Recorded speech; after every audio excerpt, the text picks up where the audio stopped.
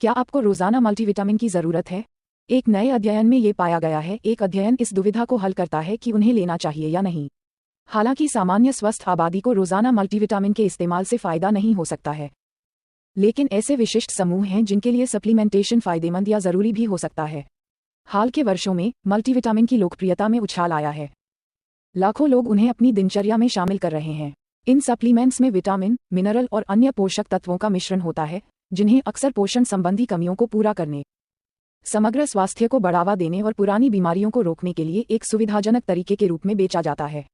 हालांकि US national institute of health (नी) के एक नए अध्ययन ने आमतौर पर स्वस्थ वयस्कों के बीच दीर्घायु को बढ़ावा देने में रोजाना मल्टीविटामिन के इस्तेमाल की प्रभावकारिता को चुनौती दी है।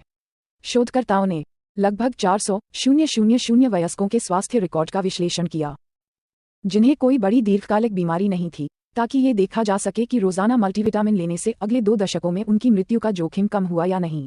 ऐसा नहीं हुआ। इससे एक महत्वपूर्ण सवाल उठता है, अगर कोई है तो उसे मल्टीविटामिन लेना चाहिए। क्या मल्टीविटामिन स्वस्थ वयस्कों में काम करते हैं? नी अध्ययन का निष्कर्ष पिछले शोध से मेल खाता है, जिसमें सुझाव दिया गया है कि औसत स्वस्थ व्यक्ति के लिए मल्टीविटामिन मापनीय स्वास्थ्य लाभ प्रदान नहीं करते हैं।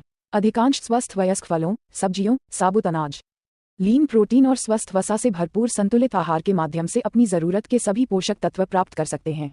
ऐसा इसलिए है क्योंकि खाद्य स्रोतों से विटामिन और खनिजों की जैव उपलब्धता आमतौर पर पूरक की तुलना में अधिक होती है। इसलिए ऐसे आहार पर ध्यान दें जो इंद्रधनुषी रंग का हो, जिसका मतलब है कि हर रंग की सब्जियां और फल, और आपको अपने दैनिक विटामिन का कोटा मिलेगा। मल्टीविटामिन की गोलियों की जरूरत किसे है? जबकि सामान्य स्वस्थ आबादी को दैनिक मल्टीविटामिन के उपयोग से लाभ नहीं हो सकता है, ऐसे विशिष्ट समूह हैं जिनके लिए पूरक लाभकारी या यहां तक कि आवश्यक भी हो सकते हैं। पोषक तत्वों की कमी वाले व्यक्ति। कुछ चिकित्सीय स्थितियां, आहार प्रतिबंध या जीवनशैली विकल्प पोषक तत्वों की कमी का कारण बन सकते हैं। उदाहरण के लिए, क्रोहन रोग या सीलिएक रोग जैसे जठरांत्र संबंधी विकारों वाले व्यक्तियों में पोषक तत्वों का अवशोषण बाधित हो सकता है, जिसके लिए पूरक की आवश्यकता होती है।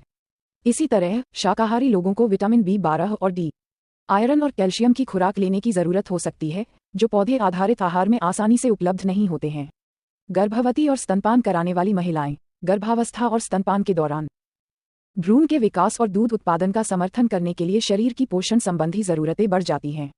प्रसव पूर्व विटामिन, जिसमें आमतौर पर फोलिक एसिड, आयरन, कैल्शियम और DHA होता है, मां और बच्चे दोनों को पर्याप्त पोषण सुनिश्चित करने के लिए अनुशंसित किया जाता है।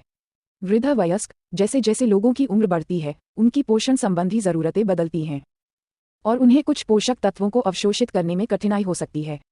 उदाहरण के लिए, वृद्ध वयस्कों को अक्सर विटामिन D और B12 की कमी का खतरा होता है। इन विटामिनों की खुराक लेने से हड्डियों के स्वास्थ्य और संज्ञानात्मक कार्य को बनाए रखने में मदद मिल सकती है।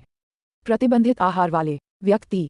कैलोरी प्रतिबंधित आहार लेने वाले, खाद्य एलर्जी वाले या सख्त आहार व्यवस्था, उदाहरण के लिए कीटो या पैलियो, का पालन करने वाले लोगों को अकेले अपने आहार से सभी आवश्यक पोषक तत्व नहीं मिल सकते हैं।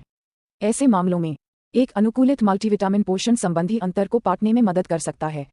एथलीट और अत्यधिक सक्रिय व्यक्ति। एथलीट या उच्च शारीरिक गतिविधि वाले लोगों की पोषण संबंधी जरूरतें बढ़ सकती हैं, जबकि एक संतुलित आहार इनमें से ज्यादातर जरूरतों को पूरा कर सकता है। विशिष्ट विटामिन और खनिजों के साथ पूरक आहार रिकवरी और प्रदर्शन को सहारा देने में मदद कर सकता है।